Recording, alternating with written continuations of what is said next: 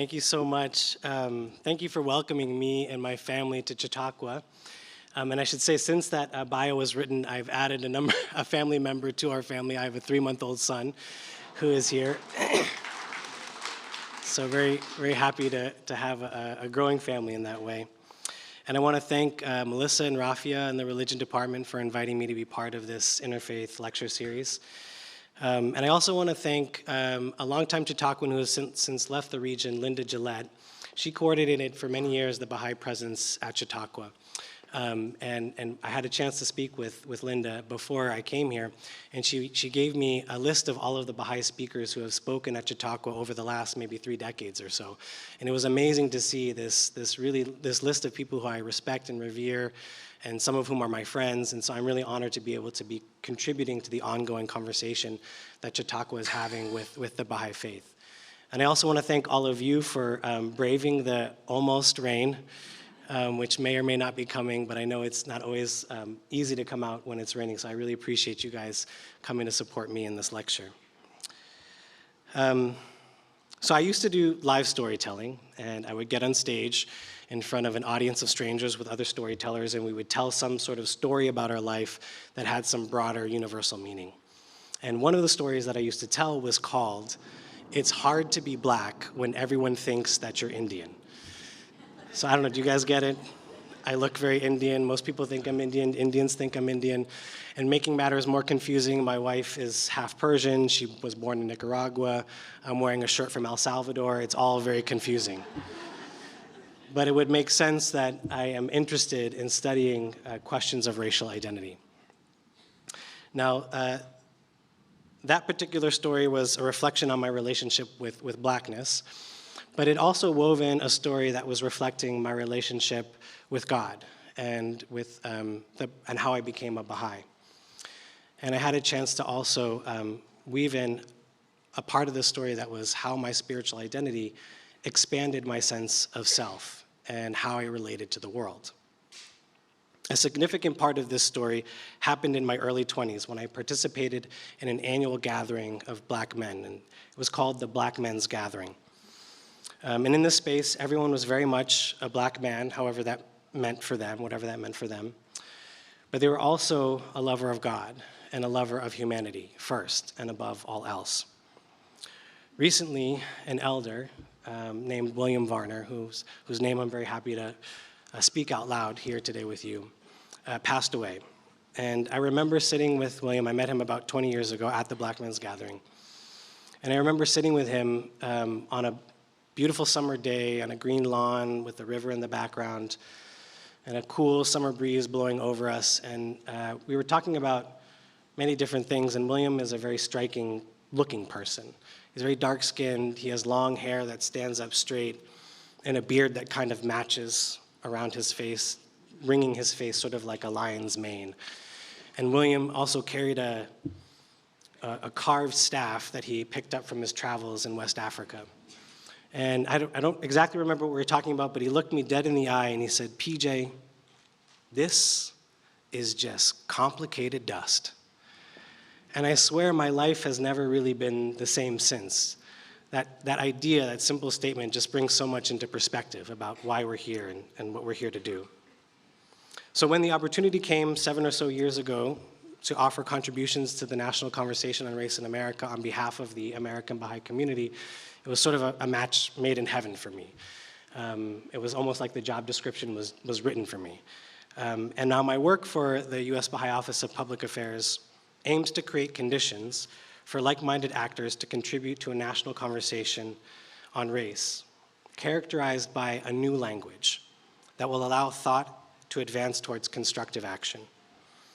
In describing my work, I'm guided by a certain principle or conviction, I guess you could say, which is that there is an intimate connection between language and consciousness.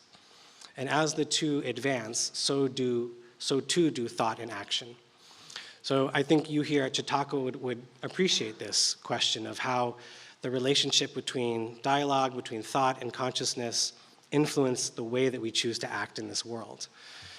And I think it's also important to reflect on how the advancement of our consciousness is affecting our action and not just take it for granted. So just to sort of put it out there that this is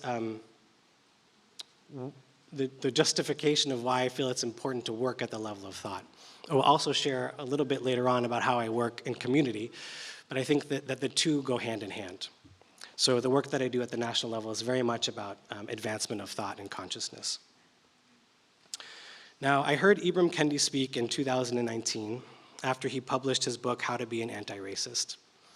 One of the questions that the person interviewing him asked was, what was something that you wish was in the book that didn't make it? And he said that he had written a final chapter, which was what an anti-racist society would look like and how we would get there. And I thought to myself, well, that is the conversation that I wish we were having. And spoiler alert, that is in fact the conversation that I have all the time. That's actually my job, is to really think about what an anti-racist society, what a society free from racism looks like. And I don't get to have that conversation with Ibram Kendi, though I tried and I got pretty close.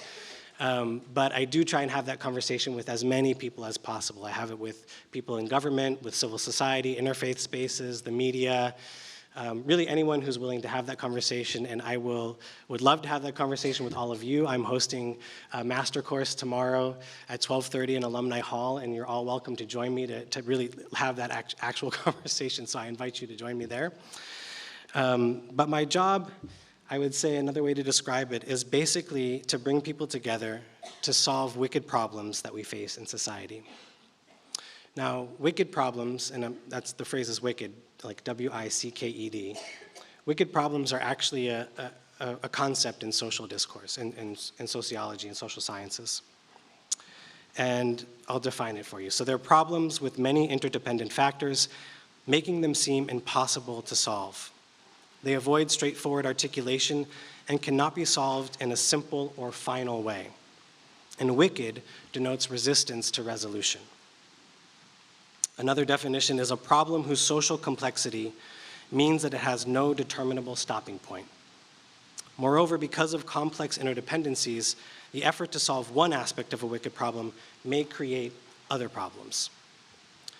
So when we look at America today, it seems as though we are plagued with wicked problems. Racism is a wicked problem. Economic inequality is a wicked problem. Violence and all of its overt and incredibly subtle manifestations is a wicked problem. But what seems even worse is that we can't really even imagine a reality where these things are not a part of our reality. So let me just say that again, because I think it's actually one of the biggest obstacles we have to the place we want to get to as a society. What seems even worse is that we can't really even imagine a reality where these wicked problems are not a part of our reality. So my hope for today is to share with you what my experience has been in bringing people together to try and solve wicked problems. Now, my freshman year of college, I took a poetry course. And I only remember one thing from that course, and thank God it is not any of the terrible poems that I tried to write that year. But on the first day of the class, the professor, whose name is also one of the things that not the one thing that I remember from that course, so we'll just call him Professor X. Professor X held up his coffee mug and he put it in his eye line. And he said that poetry is trying to describe what is on the other side of this mug, the side that he cannot see. And so I think that this is a big part of what it means to solve wicked problems. Learning how to bring forth unseen or unimagined realities. For my work, I go to talks and conferences on racial justice all the time, and I find that you get a lot of defining the problem. What is racism? How did it grow and evolve? What does it look like in society today? All of this is incredibly important, and I think a lot of what's happening in the discourse on race in America right now is trying to get some sort of shared understanding about the history and current manifestations of race in America. But what I feel is lacking often is how do we uproot racism at its base, at its foundations. And it feels limited in the sense that the solutions to uproot racism are often related to using existing policy and political processes to mitigate the acute effects of a much deeper problem. So obviously there's incredible work being done in this regard, but it's all done in a system whose backdrop is a culture of contest, where power is a zero-sum game. There's a quote from the international governing body of the Baha'i world, which is called the International Teaching Center, that I think captures some of these dynamics in a way that I really never could. So I'm going to read it to you. So it says, they say, humanity's crying need will not be met by a struggle among competing ambitions or by protest against one or another of the countless wrongs afflicting a desperate age.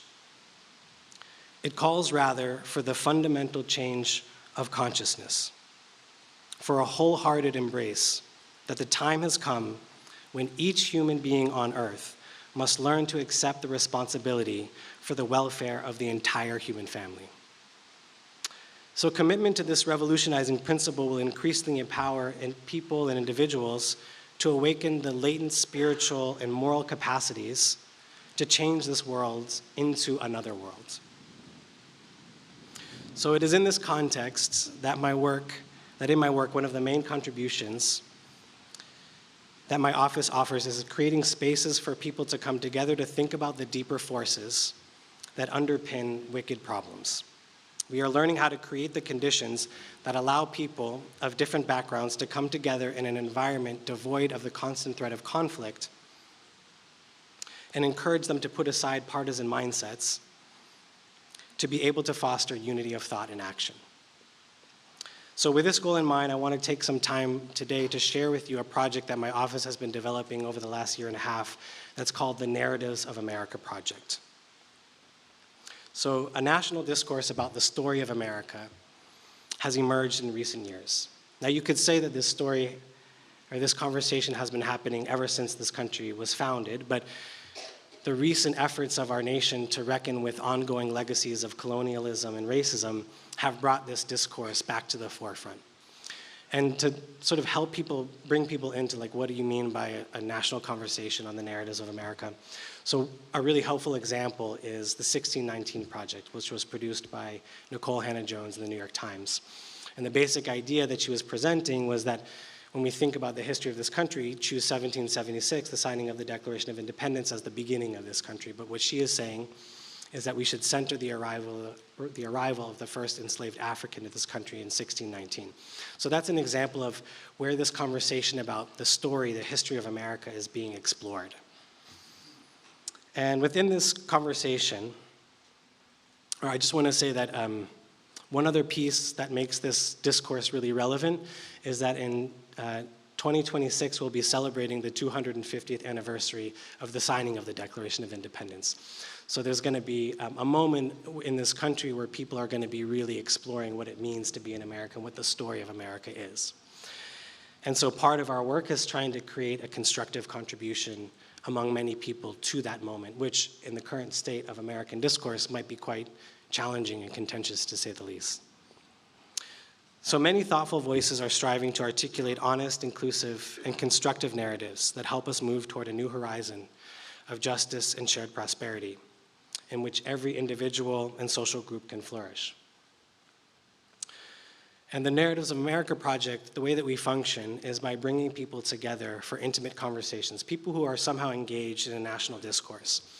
And we usually bring 5 to 15 people together to study some material that we've developed that frames certain questions about the story of America. And the idea is to sort of advance their thinking about what this story could look like and how they might offer contributions of content to the national conversation that might help us orient ourselves to who we are as a people. And in the last year and a half, we've probably, just to give you a sense of the scope, had about 30 conversations that have embraced about 200 people. And we do this generally at the national level, but we've also been able to bring this conversation to local spaces with young people, with people at in a local church community. So we're really trying to think about this conversation both at a national level, but also how it influences at the grassroots. Now I want to talk a little bit about storytelling and the power of narrative and why it matters. So I had the opportunity years ago to hear the scholar and founder of the Othering and Belonging Institute, John Powell, who, if you haven't heard of him, I really encourage you to look him up. He's an incredible thinker.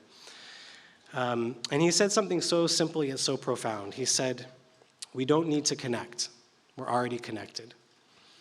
And he went on to say many other things, but that's what stuck with me. And it's sort of like you have this intellectual souvenir from a conference that you just kind of hold on to and take out every now and then and look at, and it feels good. But I've been trying to sort of push my thinking around the beauty of that statement. And recently, my office partnered with the Aspen Institute's Religion and Society program, and we produced a collection of essays called Religious Perspectives on the Narratives of America: The Search for Just, Honest, Inclusive, and Forward-Looking Tellings. So you can find this document, this collection of essays online, but one of the authors is a woman named Caitlin Curtis. And I've become friends with her over the last couple years. Caitlin is actually speaking right here on this stage at this time on July 26th, so you should go see Caitlin if you have a chance, if you're here then. But in her essay on this, in this collection, she asked a question a few times, which was, how do we find our way back to each other? And I really love that question. And she shared, she posits in her essay that the means that we find our way back to each other is through storytelling. And she's a storyteller and a poet, so of course, this is something that really matters to her. And when you think about it, it's really true. Storytelling strengthens qualities that we need in creating community. It happens in the context of a conversation.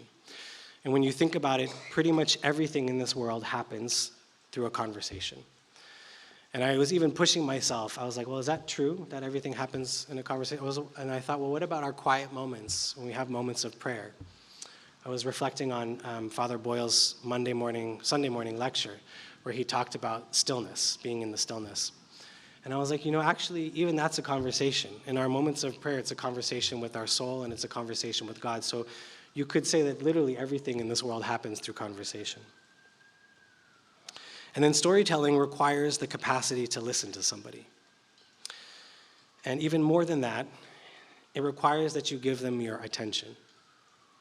And I think that giving someone your attention is actually the greatest gift that you can give someone in this world.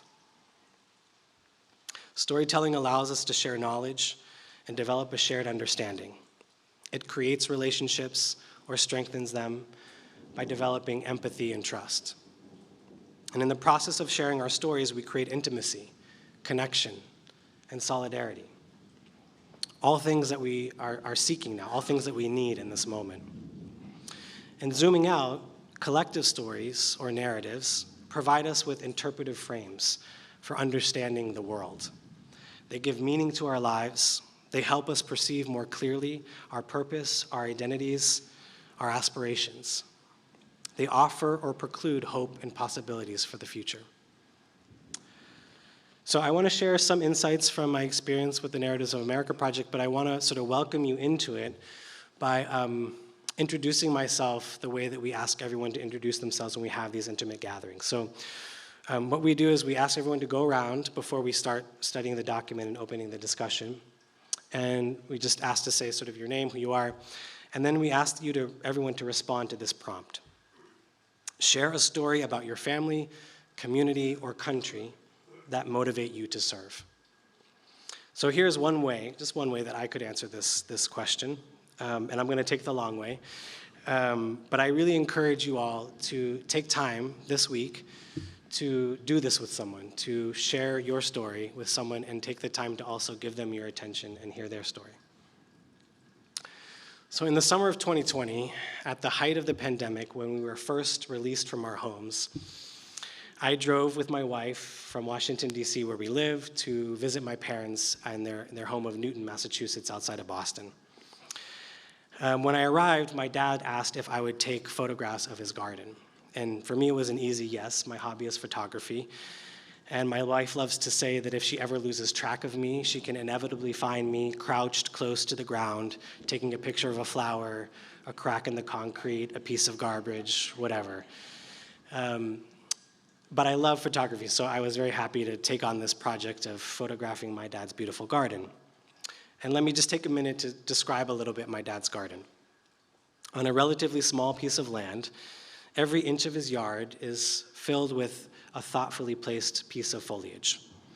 Year after year, this garden offers its blooms to you like a well-trained symphony. No matter the season, it has something on offer, except, of course, in winter. Because, like my grandfather, my dad's father, used to say, you don't make quota in the wintertime. So let me take the accent off and translate that one more time. He said, you don't make quarter like the coin in the wintertime. So that also still probably makes no sense to you, so let me tell you a little bit about my grandparents. So my father's green thumb comes from being the son of farmers. One of 7 boys, to be exact. My grandparents grew their own labor force. They were immigrants from Cape Verde, a small African island nation off the coast of Senegal. The population of that country is small, less than 500,000. They are mostly a blend of West African and Portuguese heritage, so my grandfather, Tony, is black, and my grandmother, Marina, is white. And in the late 1800s and early 1900s, Cape Verdeans became part of the labor force of the Atlantic whaling industry. And when the whaling industry went belly up because they overharvested all the whales, Cape Verdeans bought up all the defunct whale ships at a low price and converted them into ships to take themselves to America. So Cape Verdeans are primarily populated in Rhode Island and Massachusetts. My grandfather ended up there, but he wasn't on the part of the whaling industry. In the 1920s, he was a seaman on a ship that transported goods on an Atlantic route. So he would start in Cape Verde, where he was from, go to Brazil, go to the United States, Lisbon, Portugal, and then back to Cape Verde. And on one of these journeys, he landed in Providence, Rhode Island, and the captain of the ship gathered together all of his crew, and he said, boys, I got good news and I got bad news. The bad news is I'm broke, so I had to sell my ship, and you have no way of getting home. The good news is you're in America. So my grandfather was actually very happy about this. He said he always wanted to go to America, but he wasn't anticipating his arrival to be this way. So he had the kind of classic American experience, the classic American narrative, right? He arrived literally with nothing but the shirt on his back. In fact, somebody had to take pity on him and gave him a pair of shoes. And then this is 1926, so there's no cell phones, there's no texting. And the only other thing that he had was that he knew that his uncle lived somewhere in America. So he tapped what was then his best bet for a cell phone, which was the local Cape Verdean community in Providence. And he found someone who said, you know, I know your uncle. Yeah, he lives in Massachusetts. Wait here, I'll go find him. So he told my grandfather to wait on a bridge in Providence, Rhode Island in 1926 and drove off in a car to find his uncle who lived in another state. Didn't quite know where, but a couple days later, you know, he put his trust, all his faith in this man. A couple days later, the man came back and said, I found your uncle, he told me to bring him to you. So my uncle, Peter, which is my namesake, PJ, the P stands for Peter. So he found his Uncle Peter, and Peter was working as a groundsman for a family in Massachusetts. And he had saved up enough money to buy some land, but he was waiting for a strapping young man to show up who had just worked his muscles on a sea ship for the last 5 years to come help him clear that land. So they did that. They bought some land in Cape Cod, and but they had to work to be able to get to the point where they had land that they could turn into a working farm that would provide them with income. So this is what they did for many years. It's kind of incredible, actually. So Cape Cod at the time was the sort of heart of the cranberry and strawberry industry for much of the Atlantic region and much of the United States. And Cape Verdeans were a big part of that labor force. So my grandfather started working on a cranberry bog. And what it meant to work on a cranberry bog was that you basically dug out a massive, like, acre-wide pit in the ground, and his job was to sit in the pit with a wheelbarrow that somebody filled with dirt and sand, and he would wheel this 100-pound wheelbarrow up a wooden plank 8 feet out of a giant ditch, dump out the dirt, get back in the plank, and do that for 8 hours. And then on the bookends of that life, he was clearing by hand with one other person trees with 3 tools, a saw, a pickaxe, and a shovel. Well, I'd say 4 tools. There was also a shovel involved. So can you imagine that lifestyle? But they managed to do it, and they got a working farm up and running. And one year, my grandmother, Marina, was 15 years old, and she came as part of the migrant Cape Verdean workforce from another part of Massachusetts. She was born in Massachusetts, but Cape Verdean background. She arrived with her 3 sisters on the farm, and my grandfather gave her a special job because he thought she was cute. And that job was to pass out the tickets and tally the laborers' amounts that they were bringing in for how much they would get paid. And the rest is history. They got married, they started a family, and she became the head of the business of the farm. And she also became the head of the family. And my grandmother was a community leader. She was the head of the PTA, of the Barnstable County Fair Committee, of the Cape Verdean Association, the Women's Club, the Hospital Committee, any committee that existed in Falmouth, she was the head of it at some point. But she was really embedded in her was this spirit of community building. So growing up, my dad hated farming, and he also hated school. So it's sort of ironic that he became a principal who loves to garden. But you know, life is funny like that. The things that you're trying to run away from in your childhood end up being the thing that becomes the core of your identity for some reason. But back to his garden.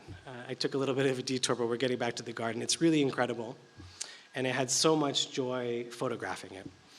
And the photos, honestly, were really, really good. And I sent them to my dad, and he did absolutely nothing with them. I mean, I think that he said thank you, but that was basically it. Now, this was not the first time that he had done this to me. So a couple years earlier, when I graduated from graduate school in 2010, my dad asked me to come photograph his school in action. So my dad's school is in Dorchester, Massachusetts. It's called the Neighborhood House Charter School. And in 1993, it was one of the first 6 charter schools in Massachusetts. And my dad was part of the team that wrote that charter for that school and became the headmaster and served as the headmaster until 2013. And it was sort of like the crowning jewel or achievement of a 40-plus year career in education as a principal. So although he hated farming, what he gained from doing so for many years alongside my grandfather was the simple power of hard work and constant endeavor. My grandfather used to tell his sons, that Labor Day was a day that you worked twice as hard as every other day of the year. And they believed it until they realized that all of their friends were going to the beach on Labor Day. And then he used to also say that hard work never killed no man. When's the last time you opened the paper and saw somebody died of hard work? So hard work was like his line. That was his thing. He loved to work hard. And although my father hated school, what he gained from my grandmother was the importance of education. She was intimately engaged in her son's schooling experience, frequently entering the school to have a choice word for her children, their teacher, or sometimes both. So all this to say that my father is a builder. And as I reflected on these 2 stories of my father's garden and my father's school, 2 photographs from my childhood came to mind. One is a photo of my sister in our backyard, about 1990. She's 4 years old. She's holding her arms up in the air with a big joyful smile, and she's standing in what is now our garden. But at the time, in 1990, it was full of dirt patches, crabgrass, and unkempt bushes. The other photo is a picture of my father opening the door to a basement of a church in Dorchester, Massachusetts, which would become the Neighborhood House Charter School. On it, there's a sign of the school's name, and he's standing it's a red door, a double door, and he's standing in the open part of the door. His arm is outstretched, his hand is open, and he's welcoming you in. When you enter his school today, it's in a lovely building of its own that brims with vibrant community life. And when you visit my father's garden, you cannot help but marvel at its beauty. And that's the thing, you can just walk right into them. They are both a reality and a force of attraction. And both are a gathering place for community. My father is practiced in the art of creating an environment where people can be together and contribute to individual and collective transformation. But when you trace them to their root, you have someone who imagined a new reality, looking at something that was not that reality at all. And then he began to build. He began a process of transformation. He imagined the unimaginable. So I share this story to demonstrate the beauty and power of sharing just one American narrative. And I haven't shared anything about my other grandparents, Irving and Esther Edish, Jewish immigrants from New Jersey who had a furniture store in Englewood.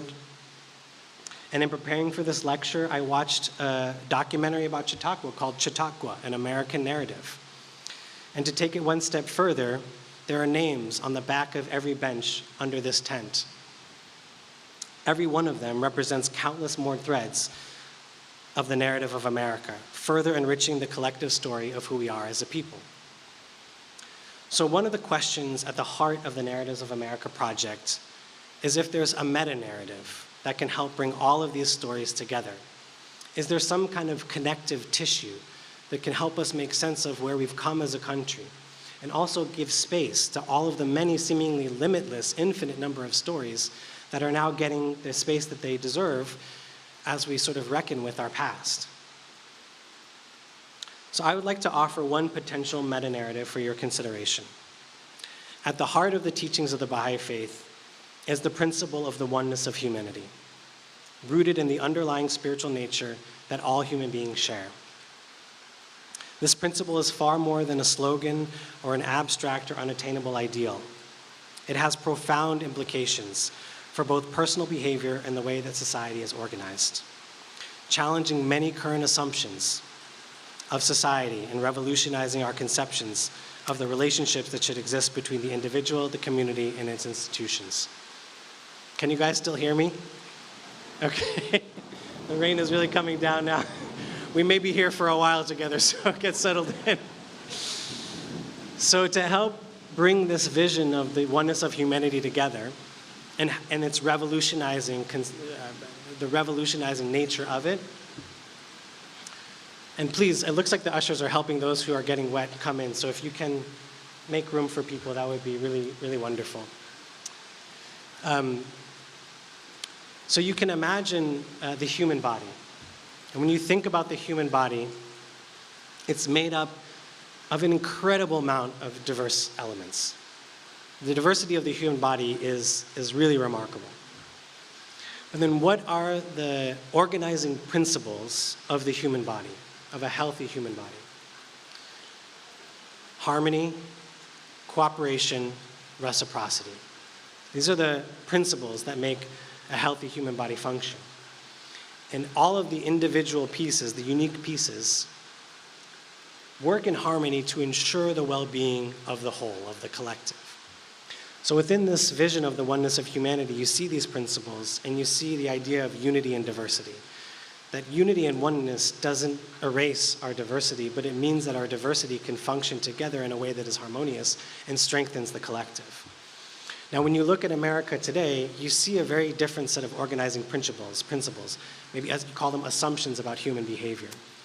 And I would say that those are very much competition and conflict. And when you think about the way, and embedded in that is the sense of self-interest. And I think there's a conception about human nature and society that change and progress happens through conflict and competition. But when you think about it in the context of the human body, what is an organism that is competitive and is self-interested? You would call it a cancer or some sort of spiritual disease. And its goal would be to destroy the overall functioning of the whole to ensure its own self-preservation. So you could say that there are two stories unfolding in America, and really the world. One is built on the oneness of humanity. The second is built on othering. Othering is the process of defining a people by smaller and smaller identities, and relies upon false definitions of purity and promotes unhealthy relationships and power dynamics. Othering can happen between people in communities, and between people and institutions. Othering relies on separation. It allows for a distortion of reality to be upheld. The consequence of this distance is fear, distrust, and estrangement. The story built on oneness is one of an ever-expanding we, where we share and care for and love all. So you could ask the question, what then is required of us on this journey of moving from othering to oneness? So one thing that comes to mind is the concept of sacrifice. When you think of a seed, latent within that seed is a fruit-bearing tree. But the seed could not be more different from the tree that it will become. And to become that tree, the seed has to sacrifice itself so that it can become something different. So we need to ask ourselves, What do we need to sacrifice in how we live our lives, in how we interact with each other, and how we organize our communities to embrace a posture of belonging and eschew a posture of othering? At the outset of today, I said that my hope was to share my experience in bringing people together to try and solve wicked problems. We have explored a Baha'i perspective on the meta-narrative of humanity rooted in a conception of history as a collective process of coming of age to an era of maturity, the expression of which is the realization of the oneness of humanity. We have explored how the principles of the oneness of humanity reshapes human identity in a way that roots out the many forms of prejudice. So I want to turn to the question of peace, but really I want to talk about love. These are two qualities that are both goals and operating principles of a society that is free from wicked problems. A few weeks ago, as I was thinking about what I might share with you today, I was walking around my house bouncing my 2-month-old son on my shoulder, and I remembered a quote of Abdu'l-Baha. And Abdu'l-Baha is the son of the founder of the Bahá'í Faith, Baha'u'llah. Now this quote, I see this quote every time I use my dad's basement bathroom. Now I don't know how many of you guys have dads with a basement bathroom, or how many of you guys are dads with basement bathrooms. But that's where my dad has this beautiful quote hung up, and it says a lot about my dad and where he does his inspirational thinking. But it came to mind, this quote on the door of his basement bathroom. And I wanted to share it with you today because I think it has implications for where we are going, where our shared narrative might be taking us. So in 1912, in New York City, Abdu'l-Baha was asked the question, is peace a greater word than love? And in response, he said, no, love is greater than peace. For peace is founded upon love. Love is the objective point of peace.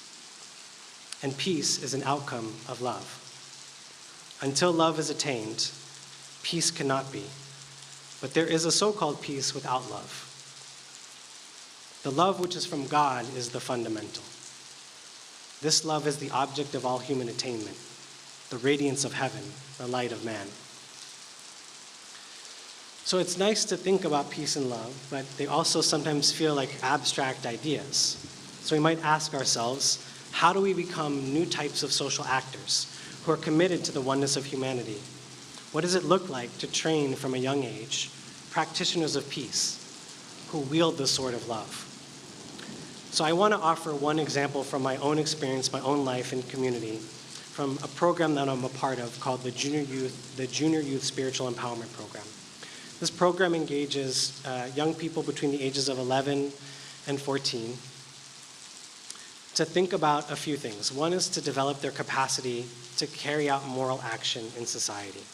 It also helps them develop their powers of expression, the ability to express themselves clearly. And it also helps them develop their spiritual perception, help them see how spiritual forces are at play in their own lives. And the foundation of the program is a series of books that tell stories about people their age who are going through very challenging situations, and it helps them think through how to manage those situations in their own lives by observing the stories of these people who are going through similar experiences. So one book is it's called Breezes of Confirmation, and it helps them think about the way that we act in the world, and that action draws confirmation from God. So it helps you be conscious of the way in which doors open or close as you take action in the world. But it's sort of an encouragement of action and reflecting on your action, and how that guides with intention the direction that you take with your life. Another book is called Wellsprings of Joy, and it helps them think about the concept of how to maintain a state of joy based on your experience in your relationship with God, and how that state of joy inspires you to carry out constructive action in the face of injustice. I think that what we see with injustice in the world is a response of fear, of frustration, of anger, and often of paralysis. But this book is helping them learn how to take constructive action in the face of injustice and not be dissuaded by it. Another book is called Glimmerings of Hope. think God really wants me to talk about this conception of hope. And in this book, it's the story of a young man who lost his children and a young man who lost his parents in a civil war. And it's him dealing with the emotions of despair and hope as he sees some of his peers succumb to despair and succumb to carrying out acts of violence on behalf of the larger forces that are contributing to this, that are forcing the Civil War. And he eventually finds people who are learning how to take constructive action and building communities of hope, and he sort of aligns with that. But what's really interesting about these spaces is that they ask the youth to explore really difficult questions that are very relevant to the capacity to carry out moral action in society. So one of the questions is based on a quote that we are reading, and it said, "Do not be content with showing friendship in words alone. Let your heart burn with loving kindness for all who may cross your path." And then there's a series of true or false questions. And one of them is, can we trust people that we don't know? And the youth are very diverse. They're immigrants from Central America, from West Africa, African Americans, really a beautiful American experience right there in my junior youth group. But they're coming with the experience of America, and they're saying, no, you can't trust people you don't know. But as an animator, my job is to kind of push the thinking, and what is the spirit of this quote? And to say, if we accept that to be true, then we will never be free of prejudice, because prejudice is based on the fear of the other and being separate from each other. So, this idea of evolving consciousness takes time, but these conversations are important to have with young people so that they can become those practitioners of peace, so that they can raise their vision beyond these wicked problems and imagine realities unimaginable at this time. So the final portion of my talk, and I'm going to come to a close soon, thank you for your patience with me, is to offer you just a couple takeaways to enrich your own efforts to build.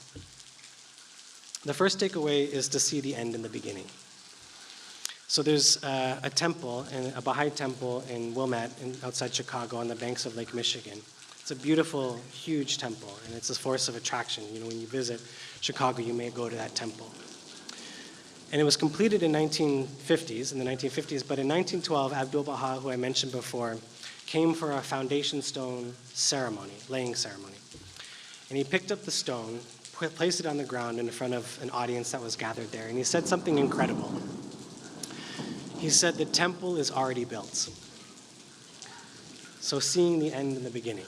And so the question I have is, what is the temple that we want to build in our hearts, in our lives, in our families, and in our community? What is that sacred space, that vision of a world beyond wicked problems?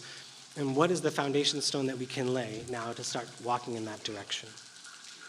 The second takeaway is the power of conversation. I mentioned earlier that everything happens because of conversation. And I encourage you to tell your story and listen to someone else's story. And the interesting thing about that encouragement, this question that I'm posing to you, is that Chautauqua has actually built this exact thing into the structure of the campus. I don't know if you all have seen the Red Bench project, but the purpose of them is for you to sit on the bench and find someone different from you and have a conversation with them.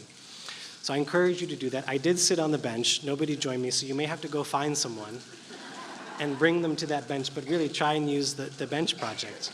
And I will say that I was so encouraged when, before I started this talk, Anne, who's in the audience around here, came and reached out to me. And she said, "I love your shirt," as I was sitting there just getting ready for the talk. And we had a beautiful conversation, and we realized that we actually have a lot of connections between us that we would never have happened if she didn't come up and try and start a conversation. And all she did was turn towards me and say, "I like your shirt." So it's very simple to start a conversation, but also in some ways one of the hardest things to do. But I think hopefully I've emphasized the power of conversation in transforming the world. The third takeaway comes from something that the scholar Joy DeGruy said. She said, racism's greatest power is proximity.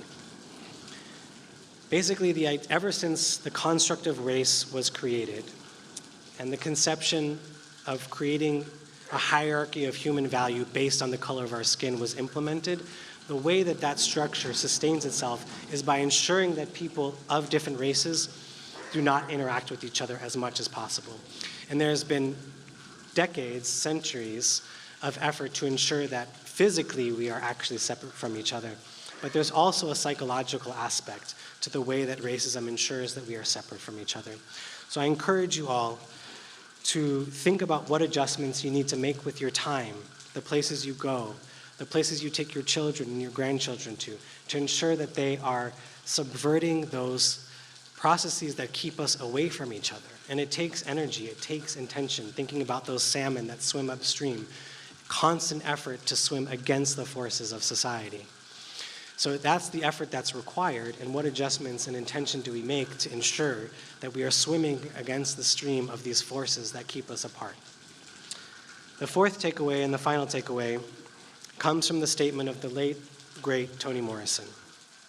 She said, the function, the very serious function of racism is distraction.